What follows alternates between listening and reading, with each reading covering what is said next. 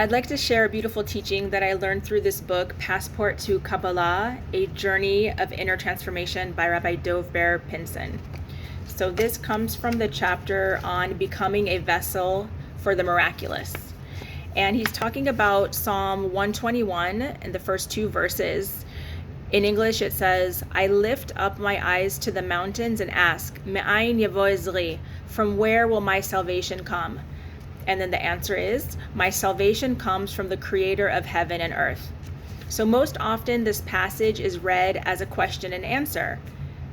Where will my help come from? And the answer is from the creator of heaven and earth. However, on a deeper level, the question, Me'ayin yavo ezri, from where will come my salvation, is also a statement.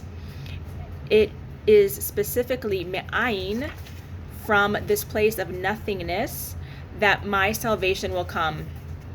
In order to become a vehicle for the miraculous in your life, to manifest a new reality for yourself, you first have to enter into a limitless place of ayin, or nothingness, in other words, self-nullification, in order to empty yourself of the old reality. This is called the nullification of the separate I, or ego.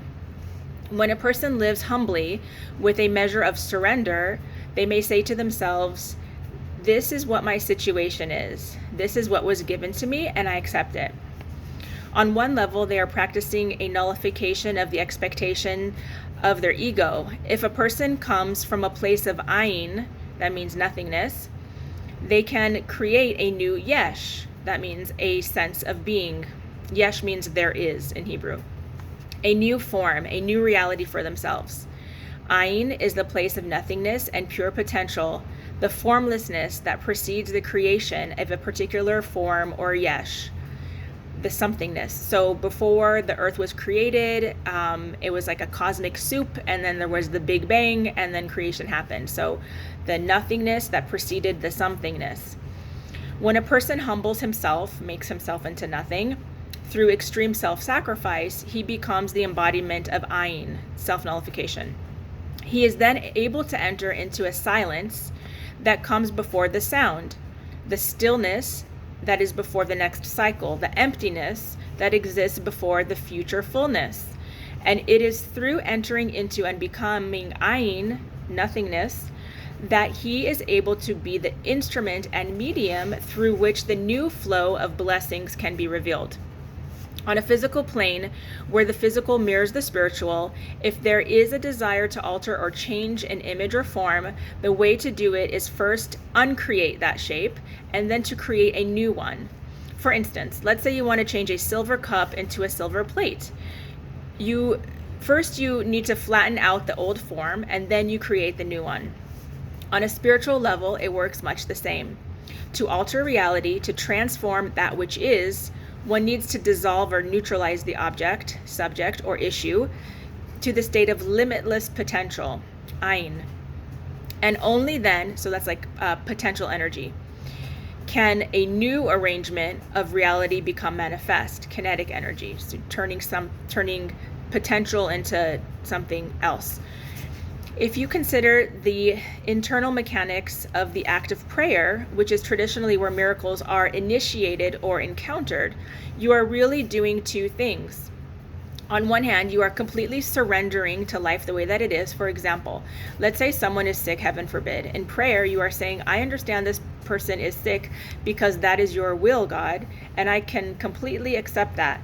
This is a nullification of self. You are nullifying your will and desire for the Creator's will and desire.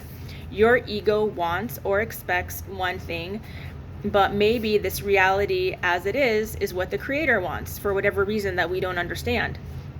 And you humbly accept that. Maybe it's a rectification for a past life transgression, who knows? This is the condition of ayin, which is the nothingness, the emptiness. But simultaneously, you are also saying, please God, change your will. What you are doing here is moving from a place of nothingness, ayin, to a state of somethingness, yesh.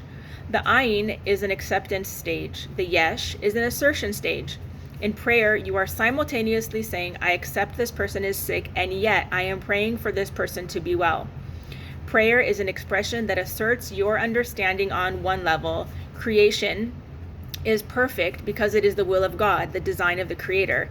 Yet you are also communicating your desire to go back into the Ayin place of infinite potential and recreate a new existence, a new Yesh. This dynamic is expressed in the traditional movement of swaying back and forth during prayer. This is called shackling, a constant motion back and forth. Symbolically, the idea of moving constantly back and forth represents both of these ideas, Yesh and Ayin. So it's like yin and yang. When you move in, you are bowing in a submissive posture. You are saying, I accept things the way they are. But when you pull your head back in a more confrontational posture, you are saying, I do not accept things the way they are. I am suggesting they should be different. Prayer is about both acceptance and non-acceptance. Because if it's just about acceptance and everything is perfect, there is nothing to strive for, nothing to ask for. But if everything is about perpetual struggle, then you are constantly frustrated. The ideal balance is between Yesh and Ayin. If we can balance these two states, then we can create miracles in our lives. This is not just theoretical.